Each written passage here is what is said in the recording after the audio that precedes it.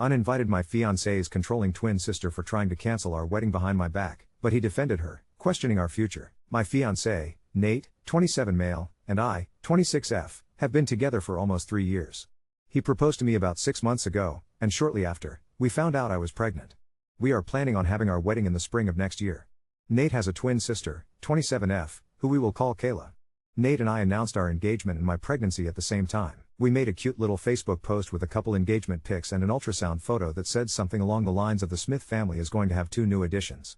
Kayla commented almost immediately that we will have to wait until next year to actually get married because she looks best in fall colors, and as my maid of honor she'll get a say in choosing bridesmaids' dresses. I literally stared at my phone screen wondering if I read something wrong. I showed the comment to Nate and asked him why she thought she would be my maid of honor. He had no clue. So, I texted her, and this is how that exchange went. Me: "Hey Kayla, I see you saw our announcement on Facebook. Thank you for being ready to step up for me, but we haven't started working out wedding logistics yet. And I haven't picked my bridesmaids, much less my maid of honor. Once we have more details of the wedding worked out, we will let you know." Kayla: "Well, you don't have to choose a maid of honor anymore. I'm your maid of honor." Me: "I don't understand. I never asked you to be?" Kayla: "You don't have to ask. That's what makes me such a good sister." Me: "I'm sorry, you are not my maid of honor." Kayla: "We'll see about that." I showed these messages to Nate, who said he would deal with it. I have no idea what the extent of their conversation was, but Kayla never brought up being my maid of honor again. She just reared her ugly attitude in different ways. As of now, Nate and I have booked the venues, caterer, the florals, decorations and the DJ already. A couple months ago, I invited mine and Nate's mothers, along with my sister, Sam, who I asked to be my maid of honor, to do some dress shopping. Kayla found out from her mom and invited herself to tag along. We started by looking for a dress for Sam. I wanted my bridesmaids in a pretty pastel yellow, but Sam's is going to be more golden. Kayla would not shut up about how yellow is such an ugly color and I should go with pink or blue instead. She even grabbed a bunch of pink and blue dresses to try on herself. I tried my best to ignore her while her mother entertained her bizarre ideas. Sam and my mother were making constant comments about how it's my wedding and if Kayla isn't going to be helpful, she should just leave. Unfortunately, she didn't, and I am too nice to kick her out in front of my mill, who I already have a strained relationship with. Our mothers were able to shop for their dresses with little interference from Kayla, but as soon as I started trying things on, she had all sorts of things to say. She would tell me that certain styles wouldn't look good once I had a baby bod, and even told me I should consider not wearing white since I'm obviously not a virgin. I told her she wasn't a virgin when she got married either, yet she still wore an adorable white sundress to the courthouse. She grumbled about how that wasn't the same, but I was already halfway back to the changing room. I still don't know what happened while I was in there, but when I came out, Kayla and Mill were gone and Sam had a smug smile on her face. I never discussed any details of the wedding with Kayla if I could help it, but I've heard Nate sharing some of our plans with her. He told her we were planning on a buffet-style meal because we have a lot of dietary restrictions in our families, and that was the cheapest way to accommodate everybody, literally like a few $1,000 difference, and she told him he deserved someone who wouldn't go cheap on his wedding, even though the buffet was his idea. He told her about our venue choices. He picked the reception venue, I picked the ceremony venue, which is the same place my parents got married. My father passed away, and since he cannot walk me down the aisle, I always wanted to get married in the same place he married my mom to sort of feel like he was there with us. She told Nate that my venue choice was tacky and people would make fun of us. When he mentioned he wanted a DJ, she made a comment about how she knew I wasn't classy enough to want a live band. Each and every time she would make comments like this, Nate would tell her that they were his ideas, but not call her out for how she spoke about me, which I do feel a little hurt by. I've expressed this to him and he told me that he would try to do better about calling her out, but she's just always been this way. I told him that's no excuse for her to be disrespectful and stick her nose into business that doesn't concern her. He hesitantly agreed. On Friday, I got an email from the venue for our ceremony, confirming our cancellation and asking if we needed to reschedule. Shortly after that, I got a voicemail from our caterer explaining that my new wedding planner had just called, but the line had dropped, and was wondering if I could pass along her phone number so they could finish going over changes to the menu. I immediately emailed the venue back, saying that no, we are not canceling or rescheduling, please keep our original date on the books. I called the caterer, who explained that a woman had called and said she was my new wedding planner. She had said that I wanted to make some changes to the contract, namely switching from a buffet style to plated meals. I told him that this was not the case. I do not have a wedding planner, and please do not make any changes unless contacted by me or Nate directly with the contact information we have on file. The caterer suggested putting a password on file, also. He said he wouldn't make any changes unless the person requesting them knew the password. I called both venues and all of our other vendors to put in place the same types of precautions. They all gave their sympathies for me having to deal with this. When Nate got home from work, I confronted him about it. I told him someone tried to cancel my venue and change our catering. I told him the only person it could be is Kayla. He tried to deny and say that she wouldn't do it, but I reminded him of how she's undermined and insulted me during every step of this engagement. I told him I wanted her uninvited. I will give someone who has already done so much to make this wedding stressful the opportunity to do something like show up in white. He fought me on this, but I basically told him that I felt disrespected by him over how he is allowing Kayla to treat me. I'm his partner and the mother of his child. My feelings and comfort should be more important to him than his sister's childish antics. We met with her for lunch earlier today, and once we got dessert, he asked her if she was trying to make changes to our wedding plans. She said, and I quote, "Well, yeah. It's the maid of honor's job to make sure the bride is making the right decisions." Before Nate could even say anything, I told her she is not my maid of honor, and even if she was, that would not give her the authority to undermine our decisions and make changes to the wedding plans and budget behind our backs. She said she didn't see what the big deal was since her grandmother had offered us a pretty large chunk of change as a present to help pay for the wedding. I told her again, the wedding budget is none of her business. She tried to argue, but I just cut her off. I told her that her behavior regarding our wedding thus far has been nothing but disrespectful and insulting. I told her trying to cancel my venue had crossed the line and she was no longer invited to the wedding. She seemed absolutely shocked by this. She looked at Nate, waiting for him to defend her. And then he did. He looked at me and said, "Why don't we give her one more chance?" I asked if he was kidding. He said no. That Kayla was only doing what she thought was best for us, and now that we've told her that it wasn't okay, we should give her a chance to correct her behavior. I didn't even respond. I just got up and left. I went and got in my car and drove home, thinking to myself if he wanted to side with his sister, then he could rely on her to get home. I ignored him trying to get a hold of me. Once at home, I packed a small bag and left for Sam's house. I told her everything and she told me I could stay as long as I needed to. But now she's at work for the night and that's where I am now. Trying to process what just happened. Trying to figure out when I became second place in Nate's life. Trying to figure out if there's any way to fix what he just broke in me. He keeps switching between asking where I am, telling me he didn't think this was that big of a deal, and apologizing and asking me to come home and talk. I don't feel ready to talk to him just yet. I'm still too upset and I feel like I'll do or say something I will regret, like call off the wedding altogether. I just told all my vendors that we aren't canceling the wedding, but right now I kind of want to. I don't know if it's my hormones making me feel crazy or if I'm valid in how hurt I'm feeling. I just don't know what to do or what to think. So, Ida for not wanting to give her a second chance? Or is my fiancé right that she deserves a chance to prove herself before she's uninvited from the wedding altogether? Update 1. I spent last night at Sam's house and mostly ignored Nate's texts and calls. Kayla texted me once also telling me to not let my hormones make me irrational. I just blocked her, but someone advised to unblock and just silence her notifications so if she escalates, I could maybe use it in court for my custody case. I did unblock her, earlier today, and I'm glad I did. But we'll get there. I replied to Nate at one point last night telling him that I was safe and at Sam's house and that I would be home tomorrow, today, after work to talk about everything. I expressed again that I was feeling really hurt about not being heard or backed up by him and that I needed time to decide what I wanted to do. He asked what I meant by that, if I meant canceling the wedding altogether. I told him that is exactly what I was considering. His reply? Don't let your hormones make you do something irrational. We'll talk tomorrow. Anyone else want to take a guess as to where he got that line? That just about made my decision for me. I didn't reply, not even when he texted me "Good night, I love you." Instead, before I went to bed for the night, I sent him a link to my post and told him to read through it before we talk. Someone said he probably sent it to Kayla, too. If she did read it, she hasn't commented, and if she texted me about it, it was while I had her blocked. This morning, I called into work and had breakfast with Sam. She gave me the number of a family lawyer that her friend used for his custody case. I spoke to the assistant, explained my situation, and luckily, she had a slot open after lunch for an initial consult. So I took a shower and basically just kept reading through the comments on my post until it was time to talk to her. I told the lawyer exactly why I am leaving Nate and how I am terrified over how his sister would influence him with our baby. I don't trust him to not be influenced by Kayla and to have our baby's best interest in mind, so I want to fight for sole custody and supervised visitation. I told her, if possible, I want to include something that restricts Kayla from having any contact with my child. I am already mentally preparing to have to fight Nate in court, because I know he will not agree to any of this. My lawyer told me that while my concerns are valid, it may be difficult to convince a judge to put a contact restriction in the custody order based on family drama alone.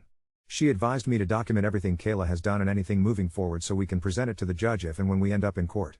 She gave me a list of things to think about, like if I want Nate to get any custody at all or just visitation, how I want to handle things like medical care or education for my child, if I want to put communication restrictions, like only talking over text.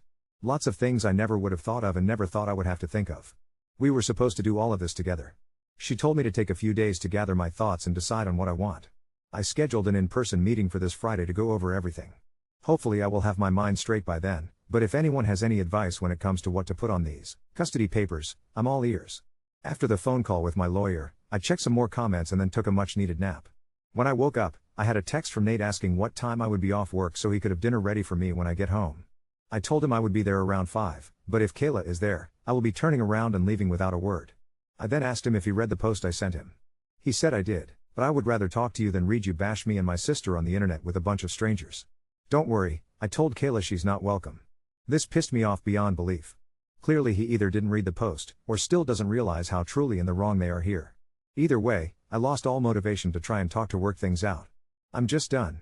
I texted him, don't worry about dinner, all I will be doing is gathering some more things and dropping off my lawyer's contact info. There's nothing more for us to discuss. He asked what I meant, what lawyer, and told me he's been waiting to talk about this. All I said was fine. Sam wished me luck before I left and assured me I was welcome back once we were done talking. I told her I absolutely would be back and thanked her for everything so far. Then, I stopped and got one of those boba refreshers from Starbucks to calm my nerves before I went home. When I got home, Nate had dinner ready just like he said. I ignored him and just went straight to our room to pack up some more of my clothes and toiletries. He tried asking me if I really wasn't going to talk to him, but I just ignored him for the time being. Just seeing his face made my anger flare up and I wanted to be smart about our discussion. After a while, he gave up and just went to eat in the dining room. When I was finished I went and sat with him at the table, but didn't touch any of the food. I started a voice memo on my phone before I said, "Go ahead." He looked at me all confused, so I told him he was the one that wanted to talk and must have so much to say. So, go ahead. He stumbled over his words for a while but ultimately started off with an apology, trying to tell me he didn't realize I was so upset with Kayla's behavior. I asked him if he remembered how hard I cried after I got home from dress shopping because of her comments about my choices and my body. If he remembered having to talk to her about not being my maid of honor. If he remembered our conversation just a few days ago, where I told him canceling my venue that held so much sentiment to me was way too far over the line. He said he did each time and tried to add a but to argue, but I just cut him off with my next example. I told him that after all of that, he 100% should have known I was beyond done with her BLLSHT. I told him I was so hurt and pissed that I wanted her uninvited. But he wanted to give her another chance? To what? Cancel our DJ and book a live band? Dye my dress red or show up in white herself? He told me she would never do that. I told him he told me she would never cancel my venue, but then she admitted to it in front of our faces. I told him I don't trust his opinion on his sister and that he is just as delusional as she if he thinks she will change. I asked him why he even told her so many details of our wedding anyway. Why does her opinion for our wedding even matter? He tried to tell me that because Kayla didn't get to have a real wedding when she got married, she was just a little too excited about ours. I told him she has all the right in the world to be excited, but that does not give her any rights to insult or change our choices regarding what we want for our wedding. She'll have plenty of opportunities to have a real wedding. If she could stop for 2 seconds and take her nose out of our wedding business, she could go out and find a man or woman to marry herself. Poor soul, whoever that may be. I asked him, what's next? She gets to name our baby since she lost her own? The look on his face made my stomach feel hollow. He told me, and I quote, "Actually, Kayla does have a few ideas for what we could name our daughter." Daughter?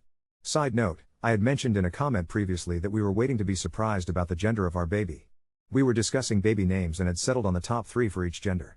We agreed to keep them to ourselves until the baby is born. I asked if he said daughter and he looked like a deer caught in my headlights. He backtracked but I pressed the issue. I asked him flat out if he knows the gender of our baby. He hesitated, but ultimately confessed to remembering that I filled out an information release form at my first OB visit, so he called the office and asked them for the results of our gender scan, claiming that we changed our minds and he was going to do a reveal for me. I feel absolutely sick and violated. I asked him what the fuck he was thinking. He said Kayla was feeling left out since Sam was planning my baby shower and not including her and that she just couldn't wait to find out. I demanded he tell me everything. What else has he gone behind my back to do? Did he give her the idea to pretend to be our wedding planner? Was he the one that had her cancel my venue and change our catering? He tried to tell me no, of course not. She did that on her own. But I could just tell that he was lying. He absolutely put her up to all of this. At that point I didn't even care why he did. It's clear that none of our decisions will ever actually be ours. He will always do whatever the hell he wants to and get Kayla to back him up. I don't even want to think about how many of our decisions in the past were completely undermined and changed by these two. I asked him, if Kayla came to him and told him everything I'm telling him. That she doesn't feel supported by her partner. That her partner went behind her back to learn the gender of their baby without her. That her partner was retroactively changing every decision that they had agreed upon. That her partner was letting their sibling bully her relentlessly. What would he say to her? He didn't have a response and honestly, if he did, I didn't want to hear it anymore. I knew the answer. I told him that as the woman who is supposed to be his wife, me and the baby I am carrying should be his top priority, not his twin sister. I said him going behind my back like this for something as important as the gender of our baby is absolutely unforgivable. There is nothing that he can say or do to fix this now. I told him I will no longer be marrying him, but it's up to him if he wants to cancel all the vendors. I said, You're more than welcome to use it all to marry Kayla, seeing as she's the one you obviously care the most about. He tried to backtrack and apologize and explain, but every time I just cut him off and told him that I had heard enough, and my mind was made up. There is no going back now. If he wants to have even the slimmest chance to get me back and have a real relationship with our baby, he will need to attend some serious therapy and do a lot of work on himself and his relationship with Kayla. I told him no woman in her right mind would ever marry him while he was this enmeshed with her. I told him that any contact we have moving forward will be through my lawyer. I want nothing to do with his family, and if I get what I want, they will have nothing to do with my daughter because I'll be damned if I let him subject her to this treatment. I put my lawyer's name and phone number on the table and walked out. He didn't try to follow me. So now, on top of dealing with my lawyer for the custody case, do I have to file a complaint with my OB office? Are they allowed to just give him this information without my express consent? Or did me stupidly putting him on the information release form I signed give them blanket consent to share any and all information with him? God, I didn't think this could get any worse, but I guess that's on me for being naive. I'm glad I recorded the conversation, though, and got him admitting to doing all of this. I don't know how or if it will help my custody case, but I sent it to my lawyer with a note that we can discuss more on Friday. I'm back at Sam's place now. She was already at work when I got back, but I texted her to wake me up when she gets home. I need my sister. I also called my mom and told her everything that's happened so far. She cried with me for a while and then asked me if I needed her to do anything. I asked her if she'd be willing to go to the house with Sam and get the rest of my stuff because I do not want to see Nate right now. Just picturing his face is making me feel sick. She said she is more than willing. Kayla did text me again. I'm assuming Nate talked to her after I left. It was a very long, cruel message that I don't want to repeat here. I can post a screenshot if anyone cares for the whole message, if I can figure out how to attach one, but to summarize, she just called me a delusional control freak who can't let Nate make any decisions for himself and insulted my venue choice once again, and then said that she hopes my baby is stillborn because I don't deserve to be a mother. Honestly, after reading it, I thought the message would hurt, but it just gave me a really good laugh. I took a screenshot and sent it to my lawyer as well. And that's where we're at. The wedding is off. I will call all the vendors tomorrow and see if we can get any deposits back. If not, I'll let them know to contact Nate and Kayla to see if they would like to keep things as planned. Let them throw a party for all I care. But I will be canceling my venue regardless of my refund. Neither of them are going to step foot in that sacred place if I can help it. I didn't realize how much I was letting this weigh on me until now. I feel like a huge weight has been lifted off my shoulders, even though a new one is settling very quickly. Writing everything out like this is truly so freaking helpful for me to process how I'm feeling and what I need to do. Update 2. Now, on to the wild ride this week has been. After I sent the lawyer the evidence from my conversation with Nate, and the truly vile message Kayla sent me, stillborn comment and all, yes, I nearly threw up reading it. Thank you for validating how monstrous it was. Sam and my mom went back to my former house while I worked on canceling the wedding vendors from Sam's living room with a mug of peppermint tea and stress tears running down my face. Some deposits are refundable, most aren't, but honestly at this point, I don't even care. I just want nothing with mine and my father's name attached to it to be associated with Nate or Kayla ever again. When Sam and my mom returned with my things, and not one but 2 garbage bags full of Kayla's belongings that she'd broken into my closet with over the past 3 years, a just in case I stay over assortment, my mom hugged me so tight I think she cracked my back in 3 places. Then she looked me in the eye and told me, "Your father would be so proud of you." I honestly needed that so much. Sam just glared down at the bags and said, "Next time she leaves her Spanx at your house, burn them." Sometimes sisters really do know just what you need to hear. Meanwhile, and I nearly burst out laughing at the pettiness, Kayla apparently threw an entire Facebook fit over being disrespected and abused by me, the controlling bride who pushed her fiancé away. It was a whole novella. The comments, however, did not go as she planned. Her own cousin, who'd always struck me as quiet, commented, "Girl, if you put this much energy into your own marriage it wouldn't be dead," while her mill replied with an eye roll emoji. Nate hasn't posted a thing, but he did send me 2 texts, one apologizing, one demanding to know if I'd set people against Kayla. Both were left on read. Then it got worse, or, in a way, better, because now, at least, I know for certain I'm making the right decisions. Nate's mom called me. Yup. And at first, I didn't answer, out of self-preservation, but she followed up with a text saying, "It's urgent. Please, as a mother." I finally picked up. She was crying. Not angry, not bitter, just exhausted. The dam basically broke. She confessed that Kayla and Nate had always had an unhealthy attachment. She said, "I know you think I didn't see it, but I did, I just never knew how to rein it in." She said she'd read my Reddit post, LOL, hi if you're reading here, Mill, and that it made her sick to see how things turned out, and that she couldn't believe Kayla sent that message about my baby. She even offered unprompted to write a statement for character reference if it came to a custody situation, and said she'd already called Kayla to tell her the next interaction would be through a lawyer herself if she ever messaged me again. She also promised she'd make sure Kayla never sets foot near the ceremony venue. That call was a rare moment of catharsis, and proof maybe cycles can be broken. Time will tell, but for this baby's safety, trust will be hard won. By Friday, the day of my lawyer's appointment, I had received, astonishingly, 2 envelopes at Sam's door. First, a very formal letter from Nate's lawyer, basically outlining an amicable separation proposal, split the house and agree on a fair co-parenting schedule. Standard stuff. Except in the margins, there was a handwritten note from Nate himself: "I miss you. I can't believe you'd throw it all away." Shredded that on the spot. The second was from Kayla. A wedding invitation. And not just any wedding invitation, an insider wedding dinner party, hosted by the Smith family, to celebrate the new beginnings of Nate and Kayla's future. There was even a fake, photoshopped picture of Nate and Kayla on the card, dressed in wedding outfits, cut and pasted, from my own engagement photos. The guest list? Favorite siblings and friends only, please RSVP by June. I lost it. At first, I laughed so hard Sam thought I'd finally lost my mind. Then I took photos of everything and sent them all to my lawyer. If this isn't proof of unhinged behavior, nothing is. That night, Kayla posted a wedding planning highlight to her Instagram: tablescape, cake tastings, venues. The kicker? She tagged me in a story with the caption, "No hard feelings, guess you just weren't ready for the big leagues, sweetheart." At this point, my lawyer is discussing not just a regular custody filing, but possible restraining orders based on harassment. She says between the fake planner calls, venue sabotage, the level of manipulation, and now this full-on campaign of psychological warfare, I have a strong case to limit contact, or at least get a no-contact order for me, and argue for one relative to my daughter after birth, pending a judge's ruling. The lawyer also pointed out something I hadn't considered. By trying to change vendor contracts and impersonating a planner, Kayla could actually be at risk of civil charges. There are legal protections against representing someone in a contract fraudulently. If, and she said it's only an if, I am willing to pursue, I might actually be able to sue for damages regarding the venue fees lost due to her actions. I'm not sure how I feel about that yet, but it's empowering to know I have some recourse. As for Nate? Last night, around 3 a.m., he sent me the most desperate, muddled string of texts I've ever seen. "I miss you. I'm falling apart. Kayla won't talk to me. My mom is furious. The wedding is off, and she's making me return the suits. I'm sorry. I love you. Please, can't we talk?" I didn't reply. I'm not replying anymore. If there's one thing this week taught me, it's that you can't rescue someone who refuses to detach themselves from their own unhealthy patterns. So, what now?